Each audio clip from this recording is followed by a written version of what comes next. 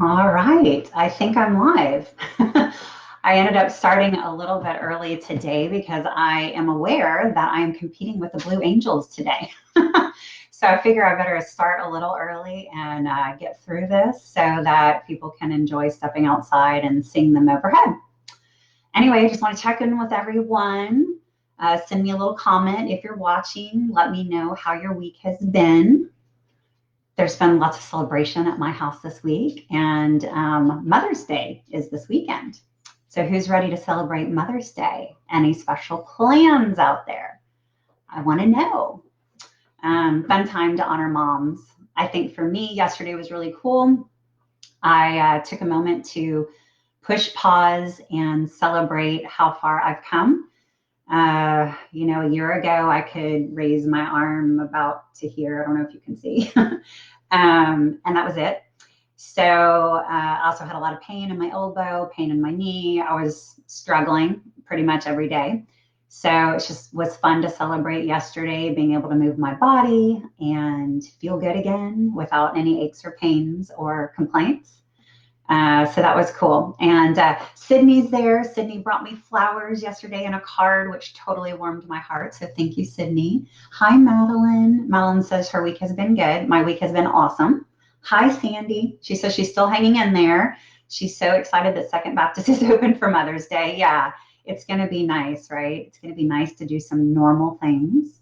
So, really exciting. So, I just want to welcome all of you and tell every mother out there happy Mother's Day. The picture that you guys see that's attached to this event is a special picture of my oldest son, Jack, and I walking on the beach last summer. Um, it's a real treasured photo for sure. My husband's a fantastic photographer, and he's the one that captured it, but I just love it. We took him on a special beach trip for graduation from high school. He loves the ocean, and we really wanted to make sure he could take a few deep sea fishing trips while we were there and really soak in all that good stuff. So we did. We got to do that last summer, and we were super excited. Jack knows that I'm going to be talking about passion today, and he knows I'm going to be talking about his passion today. But he doesn't know that I hope that this will be a treasured keepsake for him. Some of his friends are tuning in, so I thank you, friends, for tuning in. We just want to create something special for Jack, or at least I do, and I thank you for contributing. Please feel free to leave a little comment of encouragement for him, for this high school senior, so we can celebrate his last year. All right, guys. Well, ever since Jack was a little boy, he has been obsessed with fishing. For most of his life, he had a sign in his room that said, eat, sleep, and fish. And this is pretty much Jack's existence for, most of his life. The outdoors, especially fishing, is his happy place. And for most of his life, he's been passionate about fishing. And then in recent years, he's passionate about just anything that's outdoors. I mean, he loves hunting, he loves fishing, he loves anything as long as he's outside. He's the same little boy that grew up climbing every tree in our front yard on our cul-de-sac at like 4 years old. Pretty cool guy, very sporty. Anyway, so Jack's an excellent fisherman. Anywhere we go, any fishing trip we take, he's either humbly teaching others how to fish or special techniques, or he's being offered a job as a deckhand, or carefully studying another fisherman's skills or techniques so he can soak them up, learn them for himself, and then, utilize them going forward. He's like a sponge when it comes to fishing stuff, and he'll absorb it and use it and tweak it and change it and make it his own. It's really cool to watch. I think all's right in his world as long as he has a fishing pole in hand. And if you know him, you know that to be true about him. You really can't deny his passion or that he's in his element when he's outside. Last summer, we took our family trip, like I was mentioning, to the Cayman Islands, and Jack would swim out into the ocean while catch fish with a line and a hook. Like, I'm not even exaggerating. Like, swim out in the ocean. He's got his line and his hook out there. He would literally come to shore, I'm not even kidding you, with pockets full of fish. I always had to laugh when I saw him. Like, he's so funny. But he had he wasn't just catching fish. There was a plan. He was catching those little fish to use as bait so he could go out and catch bigger fish, which he would bring home and cook up for dinner. So we all loved the trip because Jack was constantly cooking us fresh fish. I mean, it honestly can't get any better than that. They were literally caught that day and we were enjoying them that night. He spent a lot of time, like I was saying, on deep sea fishing trips. My husband went with him on one, and he was trolling for wahoo on that trip. And I don't know that much about trolling or fishing, but for those of you that do know about fishing, like that's a very specialized deep sea fishing technique. It's not easy. It like really works out your arm muscles a lot and takes a lot of strength. So anyway, we have a picture of him, and I think I included it on the event page of him catching a big wahoo. So pretty cool. But I have to admit, like when he was really young and literally obsessed with fishing, it was all he ever talked about or thought about. I really didn't understand it, and if I'm honest, I was really even a little worried about it. I thought he needed to make time for other things, create more balance in his life. I worried about him just having one intense focus. But Jack has always been my teacher, literally since he was born. I think I had preconceived ideas of how mothering would go. And at every turn, Jack was sort of the stop sign that said, yeah, no, we're not going to do it that way. I have other plans for you, Mom. So he's always opening my mind up to other possibilities, helping me learn what I need to know as a mom. And this was no different. I think attempting to force him to fish less would have squelched his passion. That honestly makes me a little emotional. When I look back on that time, I just think like it was like such a pivotal moment. I could have been the mom who was like, you're not going to do that. You have to make time for other things, because I was homeschooling at the time, but I didn't. I fostered that and I let it build and grow. And I'm so grateful, because passion is like such a beautiful thing. I mean, here I am, a grown woman, and this was maybe in my 40s, and I had yet to really experience any real passion outside of my family, my children. It really wasn't until I was a single mom of 4 young children, ranging from 1 all the way up to 10, that I began to look for something for me, like that I could feel passion for. I had a real hunger for it. And at the beginning, I didn't think I'd discover a passion, but that's exactly what I did. When I started CrossFit, I didn't know that it would become a passion. I was really only doing CrossFit to help me with my running, my long distance running, marathon, half marathons. That was my real love, but I was coming up injured a lot. And the person working on me was like, Julie, you really need to balance out your muscles. You are quad dominant. We need to get those hamstrings going. So he's like, I really think you should try CrossFit. It's the best. And I was dubious. I was like, I'll do it, but I'm not going to give up running. I'll just do it on the side. But it really wasn't long before I realized that I was actually pretty good at it and I enjoyed it. One of my coaches said to me, Julie, if you would just give up the running and focus on CrossFit, you could be really good. And I think that was kind of the beginning of me going, oh, okay. So if you know anything about CrossFit, you know that it involves weightlifting, gymnastics, cardiovascular endurance, high intensity movements.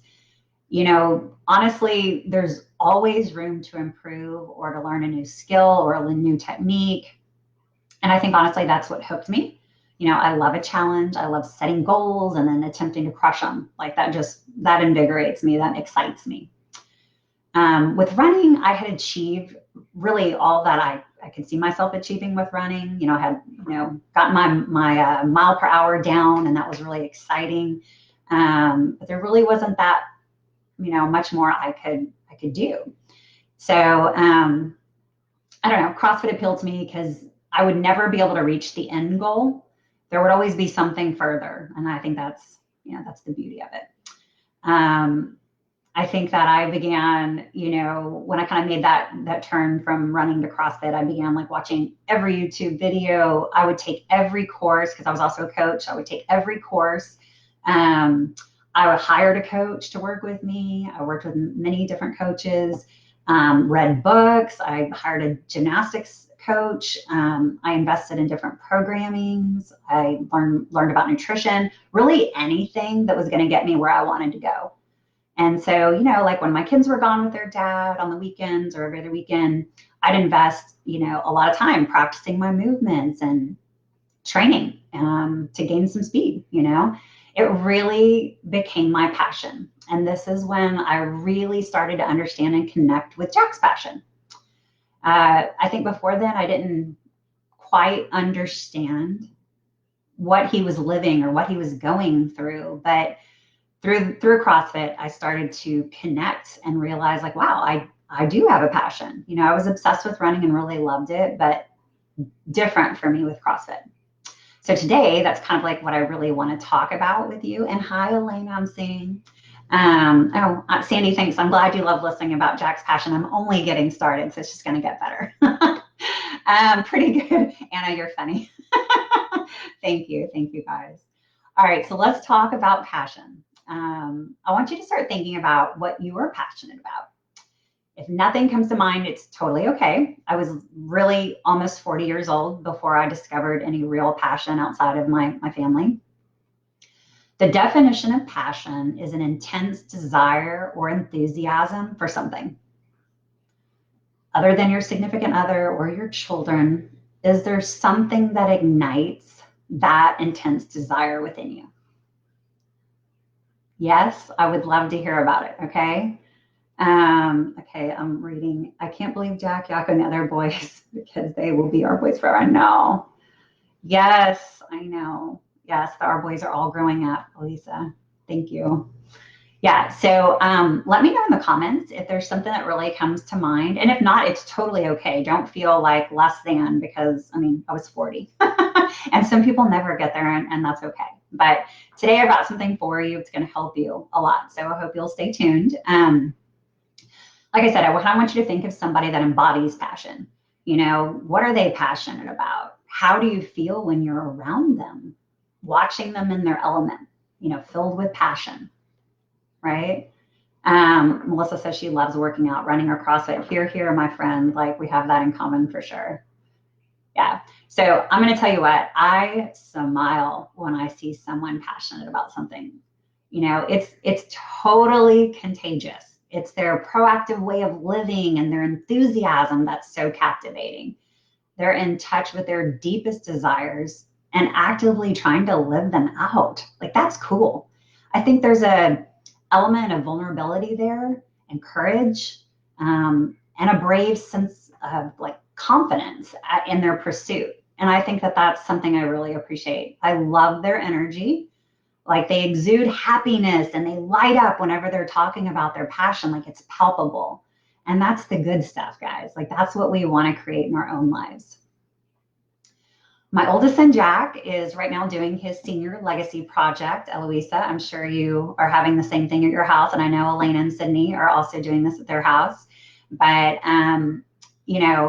in part of this senior legacy project for high school, he's created like a time capsule, a bucket list, and a picture collage, among other things. But his passion was really displayed on his bucket list. So I have to share some of that with you. I had to steal this from Jack.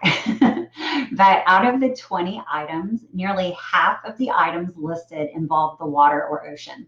That's pretty crazy. Think about your own list, like mentally, But you got to hear this list. Pretty crazy. And if there are any fishermen out there, let me know in the comments, like, what do you think of this list? It's pretty cool. Nikki says she loves traveling and seeing a new part of the world and engaging with the people you meet. Absolutely, Nikki. Me too. I would rather live smaller and travel more, or drive a less expensive car and travel more all the time. Fred says he's passionate about Jesus. Amen. Yes, Fred, absolutely. Thank you for sharing that, as am I. Here. Okay, so back to the little bucket list from Jack. These are his top 10. Spearfishing, go king crab fishing, catch a Goliath grouper on a hand line, catch a sailfish, catch one kind of every marlin, catch a great white shark on a rod and reel, go fishing in Alaska, swim with a whale, go cave diving, and go whitewater rafting, right? We tried to hit the whitewater rafting a few years ago and it was just too cold. It didn't work out, but pretty cool list. It was really seeing this list that got me so excited about talking about passion. And today I probably feel most excited to be talking to you than maybe ever before, because passion is something near and dear to my heart. And I think Jack's been the teacher for me, showing me my way. So it's pretty cool. For some people, passion seems to flow like effortlessly. And for others, they struggle to feel passionate. So where are you? Like on a scale of 1 to 10, how passionate are you for something? And what are you passionate about? I'm pretty sure Fred's on a 10 since he wrote in all caps. But I'm curious about the rest of you. I would love to hear from you. And again, it's okay if nothing comes to mind. Some of us are fortunate enough to run headlong into something that truly moves us, but some of us are not, and for others, it just takes time and it happens unexpectedly. So today we're going to talk about like, how do you develop passion? Well, first you need to find or uncover your passions. You might be saying to yourself, okay, well, yeah, Julie, okay, so how do I do that? We're going to get into it, so don't worry. You can try out a new hobby or sport. You can play an instrument, take an art class, visit a museum. You can watch inspirational videos or talks to see what resonates with you. You can block out time in your schedule just to be creative and to let your imagination and creativity flow. You can schedule like blocks of time to just write. Maybe you're a writer. Maybe you have something passionate to share through your writing. I personally love writing. You'll have to check out my blog if you have not done so already. You can try making a collage board. That just like looking through a bunch of magazines. I do this with my kids a lot. We've done it over the years multiple times, and each time it's kind of fun to see what we gravitate towards. But choose the quotes, the pictures, the scripture, the sayings, the words, the poems, anything that like sparks something in you. Choose those things and put it on a board and keep it up in your office or next to your mirror where you brush your teeth, and see what you start to gravitate towards. Also, this is a great one. Ask your close friends and family. Like they're going to see things you don't see. They're watching you in the background of your life. They're like seeing where you're spending your time and what ignites you. They're great resources. And Madeline says, you have 2 of the collage boards in your room right now. Yes, Madeline's my daughter. Yes, that's awesome, Madeline. And Melissa says she's out of a scale of 1 to 10, she's a 9 for working out. And Madeline is a 9 for cooking and baking, which is why her mother struggles to lose any weight. She's always cooking something delicious for us. Yeah. And Sydney loves cosmetology. Yes, Sydney, you're so gifted with that. So that's awesome. That's awesome. Thank you guys for sharing those with me. Okay, so once you land on something that really, creates a reaction within you, start asking yourself, how can I cultivate this? Like, how can this become more of a passion in my life? Or how can this show up more in my life? Brainstorm a list of ideas, get going. For me personally, setting personal goals really helps to fuel my passion for fitness or whatever it is at the time. I mean, let's say I had a personal goal to run a marathon in under 3 hours and 30 minutes, and Melissa's probably the only one that would understand. Actually, Sandy, I think she has some experience running marathons, but so suppose that's your goal. You might download a special running app to help you increase your pace. You might go find a book about running and read it cover to cover and looking for inspiration. You might also sign up for a lot of long distance runs, like slowly building on each other, a 5K, then a 10K, and 15, 20, on up until you meet your goal, right? You might get a subscription to Runner's World and hear how the pros are doing it. I think that doing like the little races, those are also good ways to find out how you perform under stress or under different weather conditions, because that's a factor for you achieving your goal. So you can, experiment with different elements of it, so you can ultimately achieve your goal. right? Run your marathon in under 3 hours and 30 minutes or whatever the goal is. I mean, anyway, if I wanted to learn my first butterfly chest to bar pull up, which is a CrossFit movement, I probably watched, or I shouldn't say probably, I did. I watched, instructional videos. I started working on my pull-up strength, strict pull-up strength. I would begin a weekly pull-up program where after class, I was working on my strict pull-ups and my strict pull-up strength. I remember reaching out to a friend and asking them to show me how, and I videoed my friend so I could watch that video over and over again and try, because it is a different sort of technique. If you've tried one, but I might even hire a coach to help me, to learn and to build strength and increase my technique. But at the end of the day, I'd probably just practice over and over and over again until I was proficient. That would be how I would work on my goal. I know when I was a new mom, I felt so strongly about changing my eating habits. I was raised on not the best eating habits.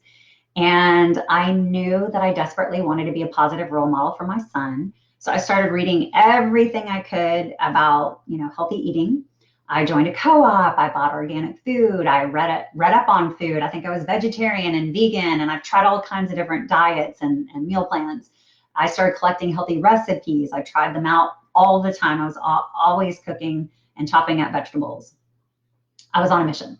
My goal was to feed myself and my family nutritious whole foods.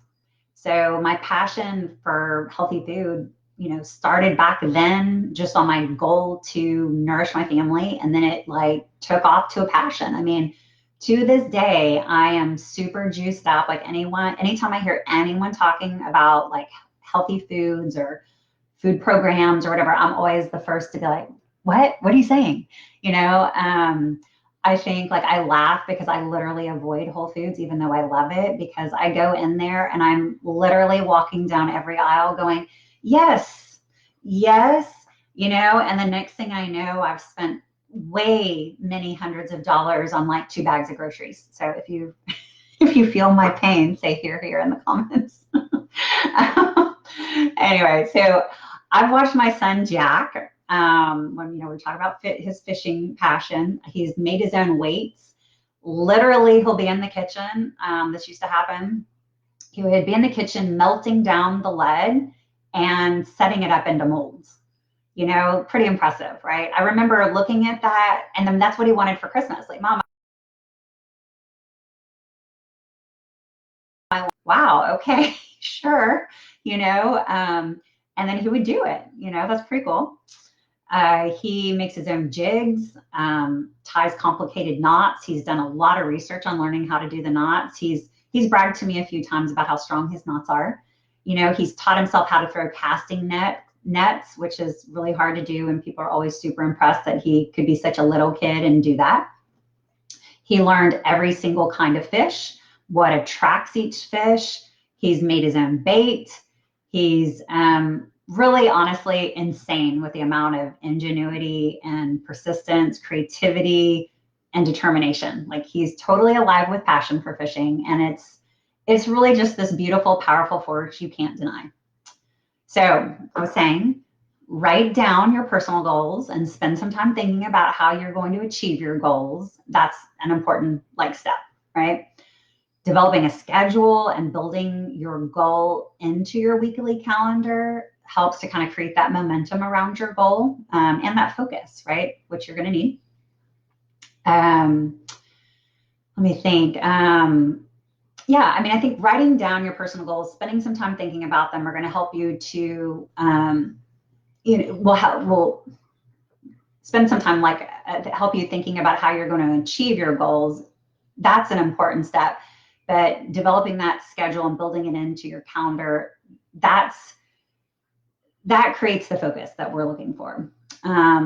Another great way to help uncover your passion is to spend some time focusing on your personal beliefs and values. I know Fred was talking about Jesus, definitely spend that time sitting with yourself. I loved to ask questions. I tell my clients ask these questions to yourself. If you could wave a magic wand today, what's something that you would want to change in the world or in your community?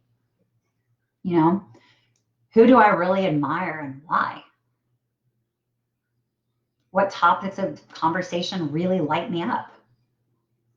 These are great questions. Like, get curious, guys, and start to get to know yourself in a new and exciting way.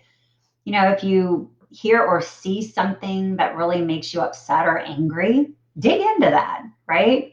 Dig into it and determine like where the trigger is. You know, there might be something there that you can work with. Our goal here is really to begin looking for common themes and to get curious. I'm trying to see what I'm missing over here. Okay, Karen, so proud of Jack. I know. What a blessing that Jack knows what he's passionate about and knows what he wants to do. Absolutely. There's that saying, if you do what you're passionate about for a living, then you'll never work a day in your life. Yes, absolutely. Yeah. I think like, here's something funny about me. I don't know, people that know me know this. I'm a huge animal lover. Anytime I see one of those like super sad ASPCA commercials about starving or abused animals, I literally start crying. I'm not talking about the little tears. I'm talking about the gut wrenching tears. I mean, most of the time I have to change the station because I cry such a bad cry and it literally disturbs me so deeply. So I have to sort of protect myself from that. But I think my reaction to these commercials is really a big indicator. I'm clearly very passionate about animals. I never want to see them harmed or neglected. And if you've watched any of my COVID-19 home workouts, you will see that my dogs are always in the mix. I love them. My family teases me that the animals are treated better than they are. That's a hard one. My husband feels like he competes with my dog Tito, who I say is my boyfriend. Anyway, Nikki, she says your separate fridge just for your meals, drink says it all. Yeah, right. You're right, Nikki. Yes, true story. Yes, she knows me. She's been here. You know, guys, when I went back to school to become a certified health and life coach and simultaneously enrolled in grad school to become a marriage and family therapist, I truly came alive. Like that was the beginning of a new passion for me. You know, I'm super passionate about helping other people. You know, I've suffered so many of life's traumas, heartache, pain. You know, I really got into coaching to make a difference and to help transform lives. And I take every class that comes my way. I attend every conference. I practice my new skills that I learn in these conferences or classes all the time, like as often as I can. Many of my clients will tell you, I've been known to like call them up on the phone and be like, oh my gosh, we have to discuss this. You know, I'm always reading books to further my knowledge and, you know, use it to help make a difference in someone else's life. So if I find something that connects to one of my clients, I'm on the phone and I'm sharing it with them and it jazzes me up. Like that's my passion for sure. When you get up each day, kind of like what Karen was saying, and you begin work and it feels effortless, you know you're in the right place doing exactly what you were meant to do. I feel so blessed. Few people get to say that, and few people get to say they're passionate about what they do. You know, so I don't take that for granted. And I thank all of you out there that are watching, that have supported me. That means like a ton to me. Okay, so let's focus on making some time, right? Think about your life dreams. Pay attention to what lights you up. Ask yourself questions and write them down. Like my son, you can create a bucket list. I know Sandy was saying she enjoyed that idea. Continue looking for common themes so you can uncover your dreams and your goals. That's what we're trying to do. Notice those common themes. Once you uncover your dreams and your goals, you can work on developing that passion. Find a mentor or a friend or hire a coach to help hold you accountable and let that passion build and flow. It takes some time and patience. Like there's definitely going to be some trial and error, but living fully alive includes passion. Like you deserve to have it and experience it. Lastly, learn from me. Don't make the mistake of squelching someone else's passion. That passion is a driving force in their lives. and brings them abundant happiness and joy. It literally carries them and translates into every other area of their life. It's the wind beneath their wings. Like as a single mom, the doing CrossFit, feeling strong, that translated into me being a good, strong mom for my children and feeling capable of doing what I needed to do for them. It does. Like that passion translates into every arena of your life. So it's super important that if you know someone that's passionate, allow that to grow. Yeah, it's really like the wind beneath their wings, you know. So help support it, grow it, allow them to let their light shine. I'm sure glad that I did this for Jack, and I'm sure glad that like no one tried to extinguish my flame when it came to running or CrossFit or healthy cooking or coaching. Like your passion is contagious, so let it spread, you know. I would not trade my precious son and his glorious passion for all the world. It's something that my husband and I, we talk about a lot. We watch and witness a lot. We're always impacted and moved by it. So how blessed are we, right? How blessed are we to have a young person in our house, so vibrant, so energetic, living fully alive, passionate about his life and the choices he's going to make and the hobbies he has and the work he's going to do. This is awesome. So I have to say, I'm grateful for you, Jack. So grateful. Like I love you so much, and I just wish you the best. I hope today is something special for you, a treasure that you just know that your mom is always in your corner, always loving you, always cheering you on. She's your biggest fan. I respect you so much, son. Admire you so much, and so grateful for you. God bless you, son. And thank you, guys. Thank y'all. Thank y'all all for joining me. Thank you for all the sweet messages for Jack. Sorry, I got a little emotional. But yeah, this is a good talk, a really good talk. We all can use passion in our lives. I hope this finds you well. I hope you're surviving. Your mommy's heart, Melissa, you got me. Anyway, love you bunches. All right.